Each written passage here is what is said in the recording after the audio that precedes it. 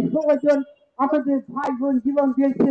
আমরা জানি না, মালিক পক্ষ জানে না, সরকার জানে না, আজকে চিকিৎসা বিজ্ঞান পর্যন্ত এখনো আবিষ্কার করতে পারছে না যে কে কোন, কে ছেলে আর কে মেয়ে। তারা এমন ভাবে দগ্ধ হয়েছে, তাদের চিহ্ন মুছে গেছে। আজকে মানব দেহে কোন চিহ্ন তাদের মুছে গেছে, তারা অগ্নিদগ্ধ হয়ে এমন অবস্থা তাদের হয়েছে। ডিএনএ টেস্ট করে তাদের পরিচয় নির্ধারণ করতে হবে। আজকে পরিস্থিতি হচ্ছে এরকম। এই মর্মান্তিক পরিণতির দায়ীকে প্রাথমিকভাবে দায়ী হচ্ছে অবশ্যই এই মালিক। মালিক পক্ষে যদি বিচার হতো, ইতিপূর্বে যে সমস্ত হত্যাকাণ্ড ঘটেছে, এই হত্যাকাণ্ডগুলির যদি বিচার হতো, তাহলে আজকে এই আবার পুনরায় এই আগুনে পুড়ে শ্রমিকটি জীবন দিতে হতো না।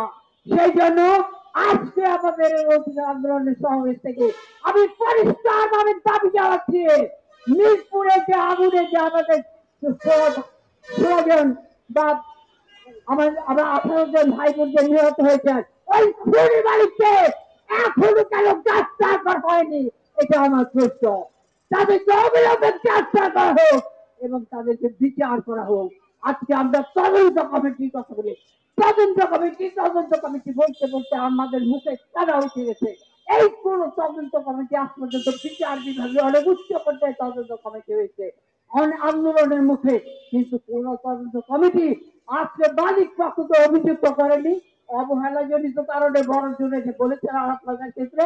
কিন্তু আমরা যে জিনিসটা দেখতে পাচ্ছি বন্ধুরা, আজকে সরকারের যে সমস্ত কর্মকর্তা, তাদের যেরকম বিচার হওয়া দরকার, মালিককে আজকে তার যে আজ কারখানায় যেরকম সুরক্ষার ব্যবস্থা থাকা উচিত, নিরাপদ কর্ম পরিবেশ থাকা উচিত, সেগুলির ব্যবস্থা করছে না বলেই শ্রমিকদেরকে পাট জীবন দিতে হচ্ছে বন্ধুরা।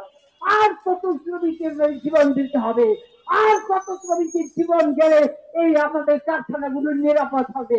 আর কত শ্রমিক আজকে তার জীবন দিলে খুন হলে আমাদের এই কারখানাগুলো মৃত্যুকূপের অভিযোগ